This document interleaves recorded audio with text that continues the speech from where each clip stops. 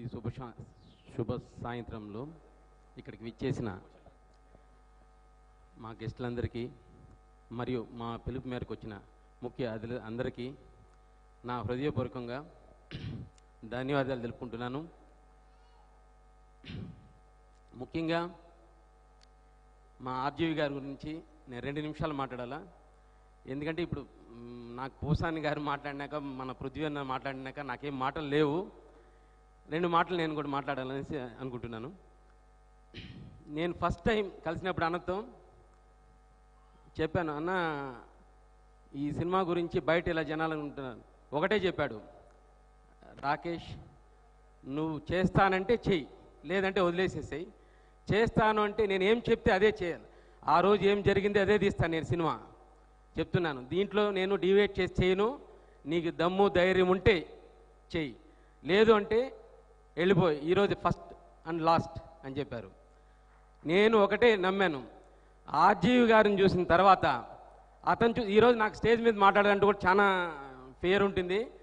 RGV గారిని చూసి నేను నేర్చుకొని ఈరోజు ఆయనలో 1% ధైర్యం తెచ్చుకున్నాను. అంతే, 1%తోనే ఈరోజు ఇలా ఉన్నాను. ఆర్జీవి గారు ఎలా ఉంటారో మీరు అందరికీ తెలుసు. అతను ఏమనుకున్నారు, ఆ రోజు ఏమి జరిగింది, 23 ఏళ్లకు ముందు ఏమి జరిగిందే ఈరోజు 22వ తారీఖు చూపిస్తారు. ప్రతి ఒక్కరూ ఈ సినిమా యావత్ ప్రపంచం ఎదురు చూస్తాను తెలుగు వాళ్ళు. ఆ రోజు ఏం జరిగిన సంఘటనల్ని రామ్ గోపాల్ వర్మ గారు కరెక్ట్గా చూపిస్తారు. అతను కరెక్ట్ పర్సన్ అనేసి ప్రతి ఒక్కరూ ఎదురు చూస్తున్నారు.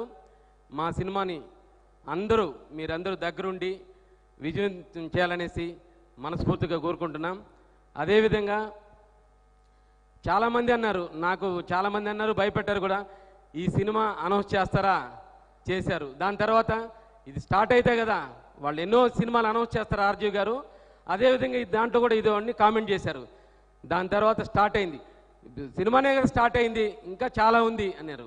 దాని తర్వాత ఏమంటున్నారు, సినిమా అయిన తర్వాత ఇంకా సెన్సార్ అవ్వాలి కదా, సెన్సార్ తర్వాత ఇప్పుడు ఇంక రిలీజ్. ఈరోజు మేము చెప్తున్నాం, ఆర్జీవి గారు మనసు పెట్టి 100% మనస్ఫూర్తిగా తెలుగు ప్రేక్షకులు అందరి కోసం ఈ సినిమా చేశారు. కాబట్టి ప్రతి ఒక్కరూ ఈ సినిమాను చూసి